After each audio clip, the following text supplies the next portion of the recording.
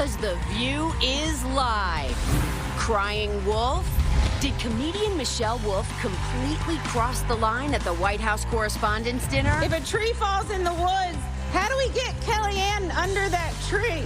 Or did people forget what the night's all about? Then, Cathy Griffin is live on The View. How she handled the brutal backlash from the controversial Trump photo shoot that almost killed her career. I don't know if I'm going to get arrested today. I don't know. And why she's still not shying away from taking on the president. And it's one-stop shopping for Mother's Day on View Your Deal. Plus, Anna Navarro's back to guest co-host. Let's fire up Hot Topics with Whoopi, Sarah Haynes, Joy Behar, and Sunny Hostin. Now, let's get things started.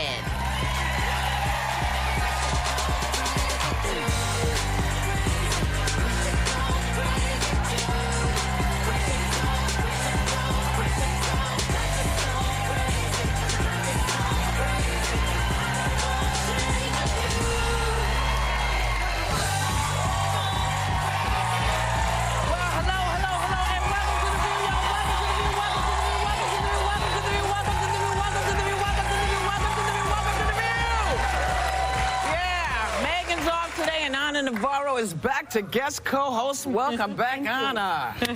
And we want to start by congratulating the winners of last night's Daytime Emmy Awards. The Talk won for Best Entertainment Talk Show. The Real won for Best Entertainment Host. Dr. Oz won for Best Informative Talk Show. Steve Harvey won for Best Informative Host. And GMA snagged Best Morning Program. So that's what went on last night.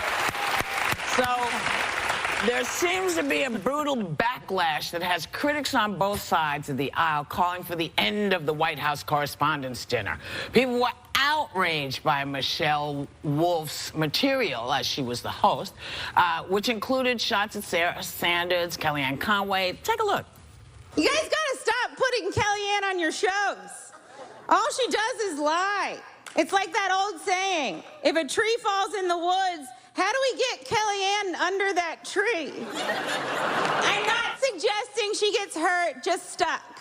I actually really like Sarah. I think she's very resourceful.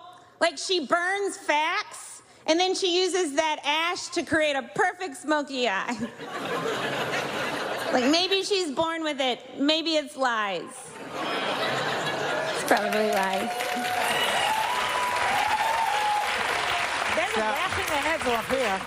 So did she go too far? Well, when I first saw the coverage of it, because I hadn't seen it live, I thought that someone had really pushed the limit, because every headline was it was awful, it was uncomfortable. Then I read it and watched the clips, and the comedian did her job. She is there to come and push the envelope. That's what comedians do.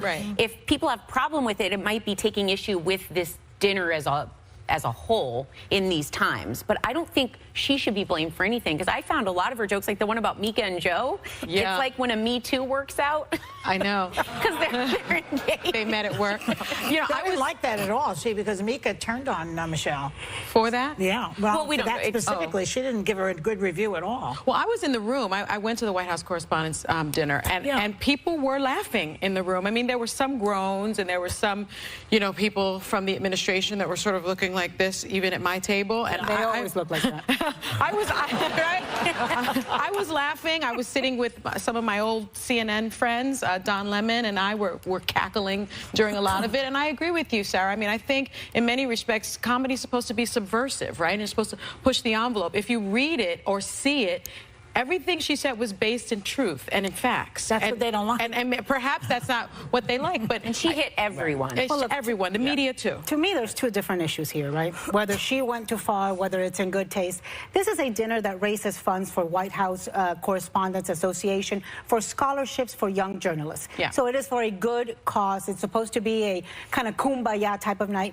I have been other years, and there's always a retort by the president. And so that kind of counterbalances it. Yes. Trump decides not to go. He didn't go last year. He didn't go this year. And so the brunt of it is borne by the people who are there, like Sarah Sanders, like Kellyanne. So to me, the question of whether it goes too far, look, I don't like roasts. I hate roasts. That wouldn't work with my people. You try that with my people, it's going to end up in shootings. But okay. Some people, you know, I find it in bad taste. I found it in bad taste years before. I remember when Don Imus went after the Clintons, and they were sitting right there. I remember when Stephen Colbert went after George W. Bush, and he was sitting right there. So it's, now, the second issue, though, to me, is the hypocrisy. The hypocrisy of people who today are clutching their pearls. Yes. You know what? They're talking about vulgarity, people in administration, and how can you work for Trump and be offended by vulgarity? Well, I mean, that's what's so fascinating, right? I congratulate Michelle Wolf because she was able to do something that nobody else has been able to do. Get Trump supporters on TV yesterday and today, standing up for women who are getting offended and insulted over their looks. Yes, I have to say, you know, I chuckled a lot because I thought, seriously, guys? You're pissed off? Yeah. This is what offends you? So it's good to know we found a thing that will make you cringe. But, you know, as long as the gentleman sit there and allow these remarks to be made about all kinds of women. Yes. You can't be surprised. You can't suddenly be shocked that now we're taking the jokes and we're sort of reflecting them back. And maybe you don't like them because you don't like what they look like. Well, you know, I feel as though comedians are becoming an endangered species right now. There's something that I call the comedy removal services out there. You know, like some kind of organization going on that wants ever to suck all the laughs out of our lives and just leave us with Donald Trump, who, by the way, calls women fat pigs. As my father used to say, people who live in glass houses should dress in the cellar. We'll be right back with more Hot Topics. Still ahead, battling Brokaw. The iconic anchorman hits back against sexual harassment allegations. A photo shoot that almost shattered her career. There's a bunch of old white guys trying to silence me, and I'm just here to say that's wrong. And Mother's Day shopping's done when you view your deal.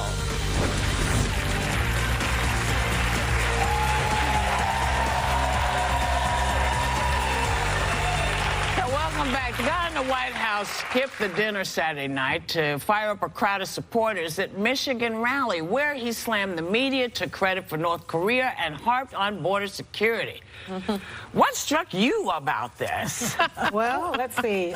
Maybe the part where he asks if there are any Hispanics in the room, and the entire crowd boos at the mention of the word Hispanics. Maybe the part at the end of this rally where one of his supporters went over to the media pen and started telling them, "You degenerate filth, get out of my country." So if we're going to have a real conversation about the White House Correspondents' Dinner, about the tenor of what happened there, about the tone, about civility, we also have got to condemn and look at what he's doing. Because, you see, I can't bring myself to hold a comedian for one night to a higher standard than we hold the President of the United States for his entire term. I think is relevant to what you're saying. I was saying that if you are really powerful in this country, as he is, you get away with anything. So, you know, because I was saying that I was fired for saying something one time that he has said 20 million different ways. So he can get away with it. The rest of us cannot. I don't think he was saying that the Democrats, for instance, are against the military. This is a man who dodged the draft 5 times. Who denigrated the Gold Star family, who denigrated Meghan's father, John McCain. I mean, and he just gets up there and says, "Oh, Democrats hate the military and veterans." I mean, and he gets away with it. People listen to it, and what he also said was, as the President of the United States, we have the worst laws anywhere in the world, and the laws are so corrupt. They are so corrupt. I mean, you're talking about the president. Let me take something else into account. He says, talking about Hispanics. He says all these people pouring across are gonna vote Democrat. They do it for a lot of reasons. A lot of times they don't even know what they're doing or why they're doing it. But we have to have borders. We need it fast. Now, just as a sentence, this makes no sense. Okay, just structurally, what are you saying? Okay, so we have a lot of issues, and at some point, someone's going to say, hey, you know what? We need to start holding this guy to the same standards, because if you're going to lead the country, that's not the direction I want to go into.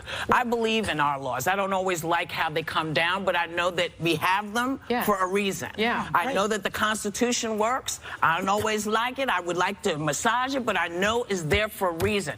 This is a good thing for us. It's good for us to have laws because it keeps people from dictatorships. That's right. It keeps us aware of what our rights are. I can tell you it took me 15 years after coming to this country to become a U.S. citizen, and this Hispanic voted Republican every single time until Donald Trump came around. Yeah.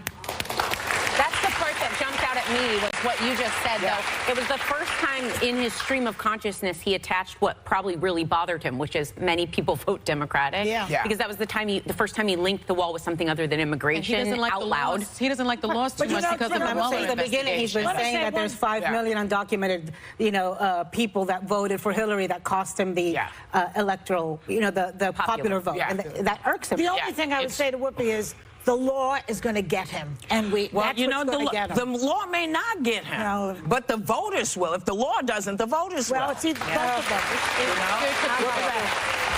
That's the part that jumped out of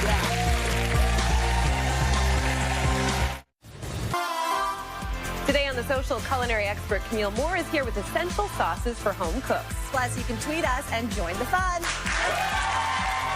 The Social, today on CTV. Extortion, bribery, fraud, organized crime, and still I'm in a good mood. Tomorrow. What about the Campbell case? Why is this so important to you? Because he sat by and watched someone being killed and did nothing. I hope you get him. The intensity is building. This company is stealing people's life savings. And not just in the courtroom. Where were you this morning? Nowhere. Doing what? Does it matter? I'm not scared of you, and I'm not moving. Let's go! All new For the People. Tomorrow at 10 on CTV.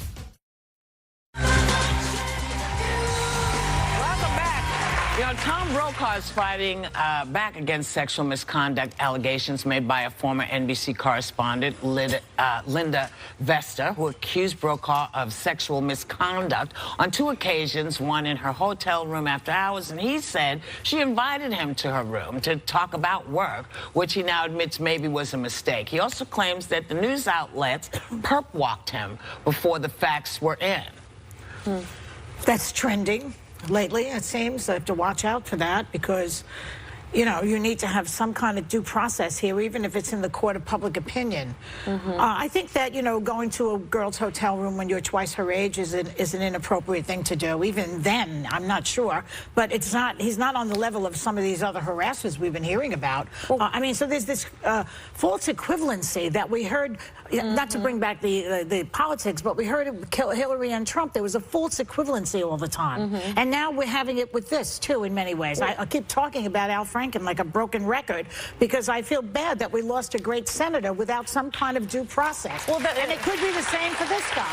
The problem is when you look at the Weinstein reports, those were sourced and triple sourced, and they went on for months and months where they had 15 and they checked these sources. And so I think this is a little dangerous to jump out with a narrative because oftentimes a headline remains true whether it is proven otherwise or not. And in this instance, optically, you can say it looked bad for him to go to the room, but you could flip that on its head and say the women that went, it's almost like you can, the optics are not the story. Look, I think nothing threatens the Me Too movement more than unfounded accusations. Women now have a newfound power. People are listening to women, are believing women in a way that they were not believed before. With that newfound power comes newfound responsibility. And we must all be vigilant about due process and about the claims being true if we want this to have long-term life. But why are we saying just out of hand that, oftentimes with sexual harassment and sexual assault, there are no witnesses. People do that under undercover in hotel rooms and in back alleys, and all you have is the woman's word. So yes, I agree in terms of due process, but NBC is not going to conduct an investigation into this. And so I think if you want due process, if you're a network and you have these allegations, competing stories, then why don't you want a very robust investigation to get to the bottom of it? Well, so you should be investigating all of it. I mean, God knows we don't want to sit through another group like we found with the Central Park Five, who went to jail for a crime they didn't commit. Now, the young lady didn't accuse them. They were railroaded into a lot of what happened to them, and some of them should not have been there. You know, we have an obligation to protect women as much as we have an obligation to protect men, male children, female children. We have to protect each other. But I don't think that we, by running off and saying, well, you're guilty, because you know that's all someone has to say is you're guilty now, and that's what rolls with you forever. So I think we have to say, listen, if it takes us every day, like all of those rape kits that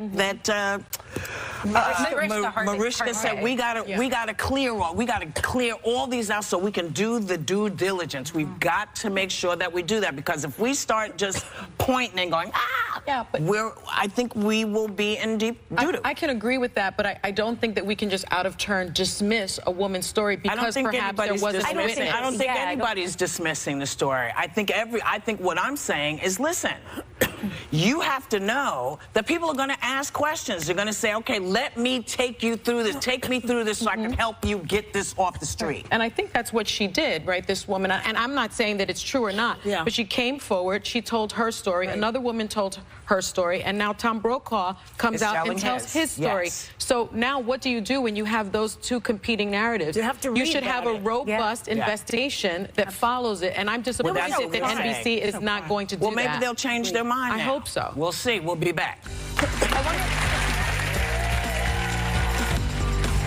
Hey everybody, it's me, Cathy Griffin. I sincerely apologize. I am just now seeing the reaction of these images. I'm a comic. I crossed the line. I moved the line, then I crossed it. I went way too far. The image is too disturbing. I understand how it offends people. It wasn't funny. I get it. I've made a lot of mistakes in my career. I will continue. I ask your forgiveness. So that was comedian Cathy Griffin apologizing for her infamous photo shoot holding the decapitated likeness of the guy in the White House. She caused an uproar and made some powerful enemies, but she's not really, you know, taking it very hard anymore. She's telling us how tough things got and how she's gonna, you know, come through it. She's gonna get back on the road and keep on rolling. Please welcome back the fabulous Cathy Griffin. Thank you, ladies.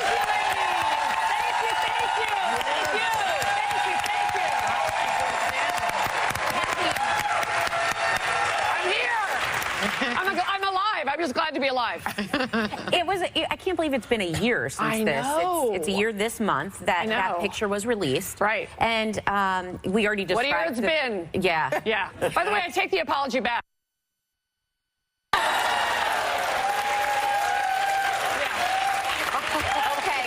We're going to need to ding that bell if that happens again, Cathy. The sons, Don Jr. and Eric, or as I called them, Eddie Munster and date rape. Look, I'm not holding back on this family. This president is different, and I have been through the mill, and so now I'm back on the road. I sold out Carnegie Hall in less than 24 hours.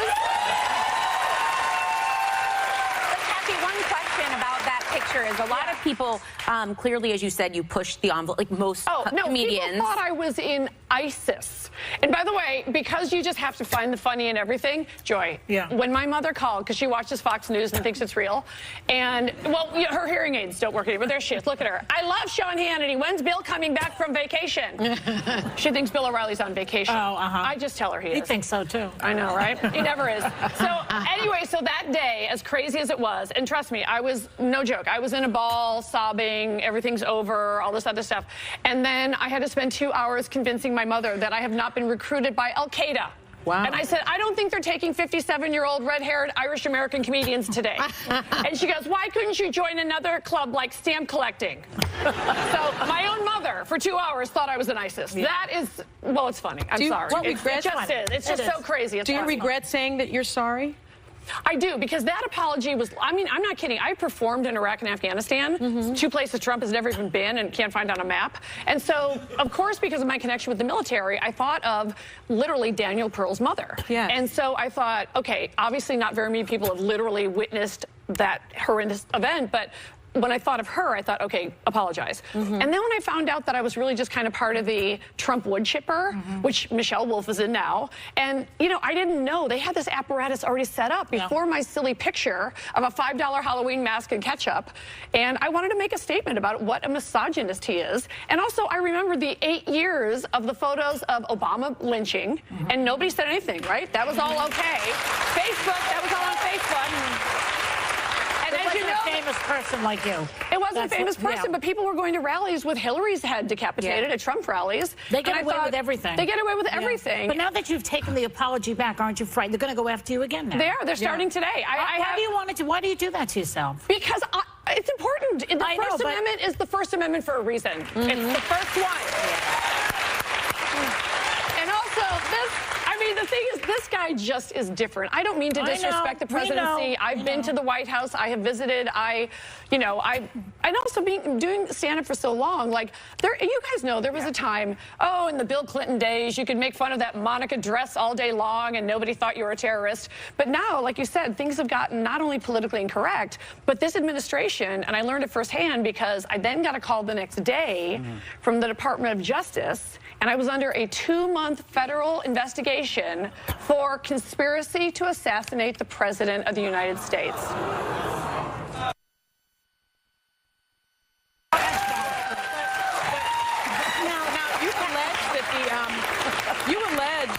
I read that you alleged that President Trump was behind the Secret Service investigation and that he ordered it himself, but there hasn't been anything public to suggest he's behind it. So why do you say that? I'm sure it's on his phone.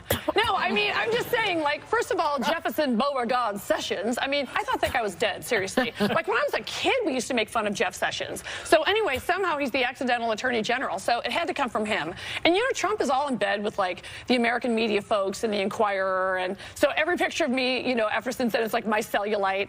And Harvey Levin and TMZ was recording my tour cancellations, not because people wanted their tickets back, but because the Trump folks, and some of them I found out were robocalls, like they were so set up. They would call theaters and do bomb threats. And honestly, I don't blame the theater owners, because they're used to doing like Mamma Mia or Stomp. And all of a sudden it's like, I'm going to go bomb Cathy Griffin in her, and they would be very specific. They want to cut my head off, put my there. Kathy, but when you were doing the tour, which is when the pictures came out. It's so nuts, you have to laugh. What? People were canceling this, but you took the show overseas. How was it being abroad with that investigation going on as well? Well, it was amazing because, you know, ironically, I have to admit, the picture that caused me all this trouble and my family, and my mom got death threats in her retirement village, and my sister got death threats in her hospital, and I lost her to cancer. That's why I shaved my head. So that's how vicious this machine can be. So when you're under a federal investigation, I've been put on what's called the Interpol list. So I was detained at every single airport. And, you know, when you have a show in Singapore and they take your passport and they take your devices, you're just sitting there and just trying to smile. And the troops, too? I hope you get it back. The troops turned on me, too. Everybody turned on me. The troops turned on me. By the way, I like to say, I wasn't Dixie chicked. I mean, I lost left, right, middle. I lost everybody. Do you think you went too far, though? No, not now. Not when I see his policies. Also, it was a mask and ketchup. I wish I'd done a blow-up doll. I probably could have gotten away with the whole thing with a blow-up doll. Kathy, I think part of it, though, was how early into his administration it was, right? It was just a few months. I think people had hopes that things would change, that he would grow into the presidency. I got to tell you, I found it troubling. I found the image troubling. I hated it when a rodeo clown went after President Obama. I hated it when a friend of mine at Univision compared Michelle Obama to an ape, and he lost his job. So, you know, but look at the way Trump treated Jorge Ramos. Like, horrible. Even though he had done things like that. But you're right. But I think the way to, you know, hold the high ground. Are you saying I was ahead of my time? But, you know, every time I'll wait. I've told you when I've seen you in the past, and I'm so glad to see you doing it. You are a comic. You are a terrific comic with an incredible record. You've been on TV. You've had shows. You've sold out shows. I don't want your life, your career defined by this stupid moment. And I'm so glad to see that you're finally putting it behind you and you're selling out. Thank you. Theaters everywhere. Let's just, you know, can we get... Oh, my God, thank you. I mean, I just want to want to live and that's all I want to do. You know, turn the page. It takes a long time, though, to come back from this stuff. People, when the president comes after you, when that machine comes after you. Yeah, I mean, it takes a very long 8 years. I had people saying that. I had like so-called crisis managers saying, go away for 8 years. And then I was negotiating. Yeah. Then Sharon Stone goes, go away for 5 years. And then Pee Wee Herman said 3 years. I was negotiating for like my own, like, no, I don't want to go away. How about you go away and not make any money for 8 years? Have you chosen a place of exile? I said... Personally, I'd go to the Amalfi Coast. What were you going to be? I hunkered down in my house, and I wrote like crazy. I wrote a pilot that nobody bought, but it was fun to write. And I made wacky videos, and I had so many crazy experiences. Now, this is a little out there, but honestly, I actually read one of my death threats on stage because the grammar is just funny. Hold on, because we want to hear more. Oh, she's coming back. No, she's not coming back, but we want to hear more. Our thanks to Cathy Griffin. The North American leg of her Laugh Your Head Off tour starts in May. She's already sold out today. Carnegie Hall in less than 24 hours. Go to our website, see when she'll be in a city near you. You need to see her. Come see me. I have a heck of a story.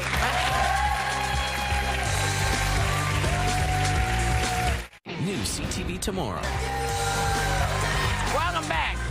Old Headshot Day was trending big online all weekend long. Yeah, it's actually called that. So we figured we'd get it on it today. So, Anna, let's see your headshot, your old headshot. Oh, that's look at the baby. Yeah, I went way back because I wasn't going to give you anything for my dorky teenage This is like years. when she was a child. Yeah, that's I cute. said, were you a child actress? No. Yes, cute. So beautiful. You hadn't heard of me, Shirley Temple. She can range in parts from age 4 What about you, to son? Do you have Sonny's? Oh, we've seen Sonny's. It's an album cover. Yeah. That was the thing, you know? That was the thing. You got to kind of like... That's hilarious. That was the it looks thing like then. the CD cover. Like, it's like she's dropping him out this week. All right, Joy. How about you? I had one. That's so good. That's a really good one. Good, Joy. I wasn't going to bring a You bad couldn't even bring a bad one? But it captures your personality. I clearly didn't get the memo about a good headshot. Well, let's see yours. Mine's more, it's a senior picture. It's not really, but it was... Oh. Haven't we seen that before? You have. That's so cute. No, that beret wasn't in then. Like, I was in Iowa, and my mom told me to wear it. And I was like, this is a senior picture? yeah. Do you have one more picture? I like it. I have a little kid picture. Yeah. You don't have a headshot from... That's great. We made a really bad trend that was awkward look really cute. You got a Catholic school uniform. Yeah, St. Columba School. Yeah, you know. Blame the nuns. I recognize that everywhere. I feel like everybody's seen all of the pictures of me because you've seen them all over. So this is one that nobody has seen before. So it's a little bit of a throwback. I like It's ridiculous how much you still look like that. Exactly. Look at your same face. Well, wouldn't it be terrible if another face came up? We've seen people.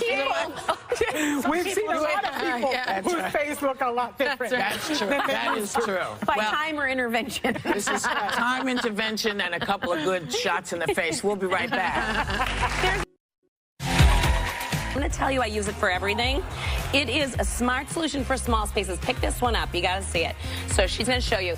You're going to unsnap that and just open that baby. Clearly a Virgo Let me show you. Yes. Look. So you put this right, it creates space, you guys. Put it on where you don't have enough counter space. I see everyone nodding. Not enough counter space, but look the inside. The inside organizes everything. This comes in 16 amazing patterns and colors. I'm buying the black for my husband, so guys love it too. This is incredible. Put it on a pedestal sink, a counter, your lap, you are good to go. Original price on these, $36 to $47. Today's deal, $18 to $23.50 for a gift. That is great. Half off.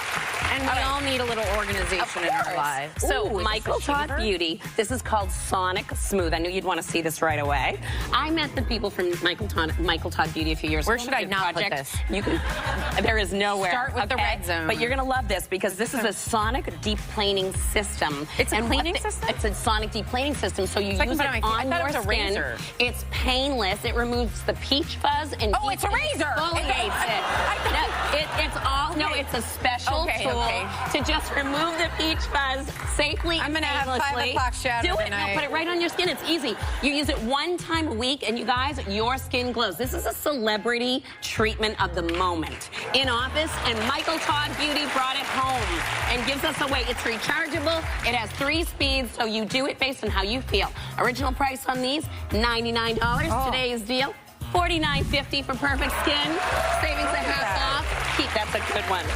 Aquas Adventure and Yoga Towels. Oh my gosh. So these are made, check this out, Sarah, from an innovative fabric that's woven specifically to dry your skin quickly.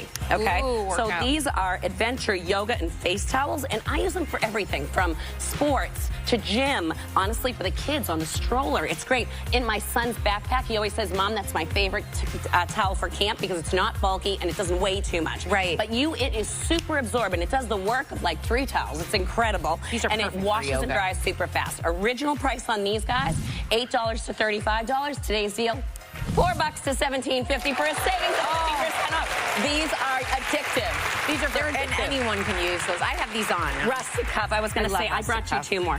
Rustic Cup, put these on. Is incredible. This is the new Valentina collection by them. I love their stuff. So really, it's a 2-for-1 look because you actually get the brass cuff with the cutout details, and you also get the faceted stone bead, which we both have on in square and stainless steel, which has an elastic. And they know packaging. And I was going to say, people collect these boxes. We don't have to wrap gifts. I love that, but it's so beautiful. Silver plate or gold polish, and you are good to go.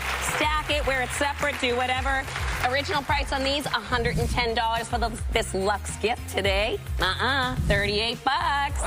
Savings is 65% off. Okay, rock cotton tunic. That's what leggings. we have on. These are the so best. These are separates that are really amazing. Sensationally soft. How soft are they? So soft. Ultra comfy tunic or leggings, and you can put them together or wear the tunic because it's long and it's got the high-low vibe going, which is really in style. Check it out with anything you want. Show them your Jeans, heels, whatever. Greta. I'm wearing heels. She's wearing slippers. But lounge around the house, do errands, be comfy, and all the colors are so in style. They're amazing. I love this. Earth tones, right? I'd buy it either in a set or separate, depending on who I was giving it to. Definitely do a set. And you can layer this because it's so thin and soft. Original price on these, $60 to $84. Today's deal, $30 to $42. Half off for mom or for us because we're moms. And what kind of sizes did you say? Oh, yeah, I wanted to tell you guys, the sizes are so inclusive. 3 different sizes, 0 to 18. So it's going to fit everyone and feel good. It's a feel-good gift. And it stretches, so it's okay. Stretches. Oh, yeah, actually. And did you see it has a little there's no turnover fold over in your belly because it doesn't roll. You can customize. It's flattering on everybody, I promise. This is great, Greta. Great. Good batch she got us. A big thanks to Greta Monahan. The clock is ticking, people. You have 24 hours to grab any of these exclusive deals at viewyourdeal.com. And members of the audience are going home with a face towel from, say it with me, Aquis. Aquis. Whatever. Aquis. And a voucher to create your own photo gallery.